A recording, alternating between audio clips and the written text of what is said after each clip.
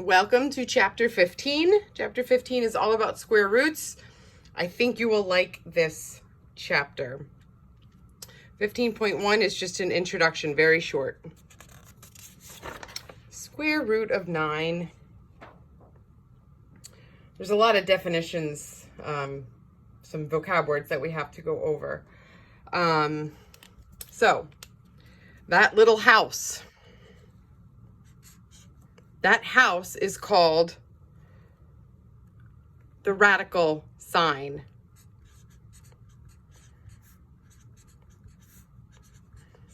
And whatever is inside the radical sign, in this case, it's a 9, but whatever's inside the house, that's called the radicand.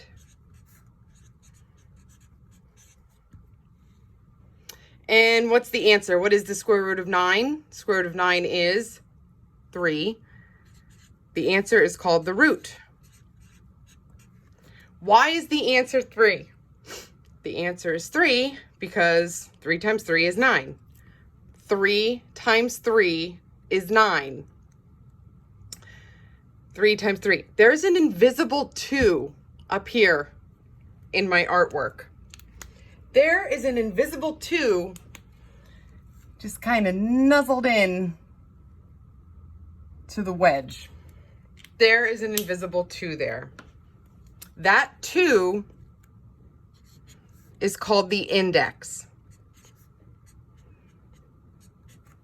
For this class, we will stay with the invisible 2. When you move on to your next class, you will maybe have a 3 in that wedge.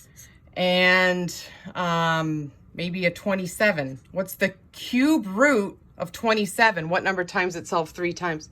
It's 23 times 3 times 3. Or you might get a 5 in there. What's the fifth root of 32? What number times itself 5 times? 2 times 2 times 2 times 2 times 2 is 32. That answers 2. But we're not doing any of that in here. That's for your next math class.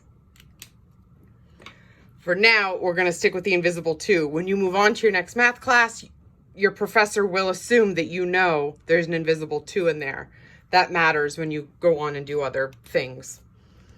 And finally, there is an invisible coefficient. There's an invisible 1 in front of this whole thing.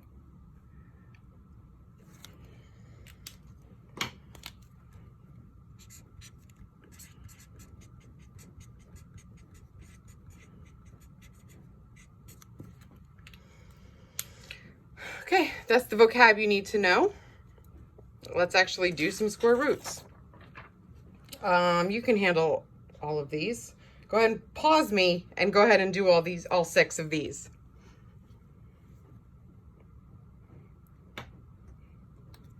Okay, number 1, the square root of 36 is 6. Because 6 times 6 is 36. Square root of 100 is 10. And get rid of the house in these answers. There's no house in any of these answers.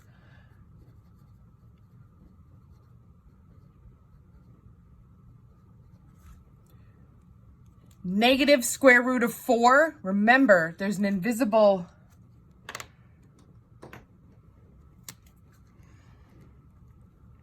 1 here. So it's like negative 1 times the square root of 4. So it's like negative 1 times 2. Your final answer is negative 2. Number 4, the square root of negative 16. You can't say negative 4. If you try to say negative 4, what is negative 4 times negative 4? It would be positive 16. There's no number you can multiply by itself and get a negative answer. For this class, you cannot have a negative inside the square root symbol. It can be done. There is a way to handle this, but we're not going to go there. That's for your next math class. For now, your answer is not undefined. It's not prime. It's not no solution. There's a lot of ways in math to say that you can't do it. The way that you handle this is you say that your answer is not a real number. The answer is an imaginary number. We're not going to go there. That's for your next math class. But for now, you just say not a real number. Moving on, please don't be scared of these fractions. What's the square root of 9? What's the square root of 25? Done. Please don't be scared of these.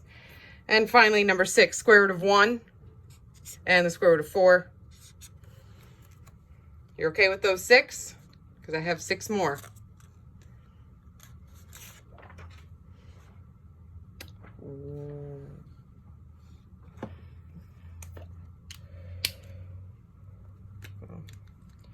Number 7, the square root of x squared is x, because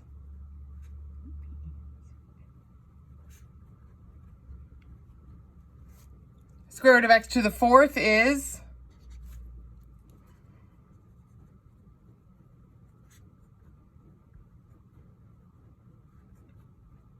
square root of x to the 16th is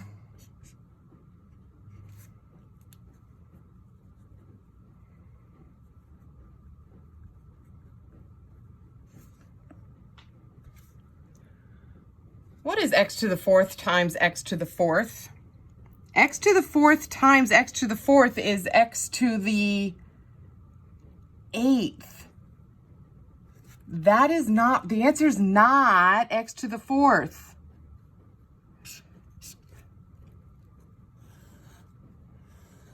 What is the square root of x to the 16th? It's x to the 8th. Because x to the 8th times x to the 8th is x to the 16th. So moving on to number 10, square root of x to the 10th is x to the 5th.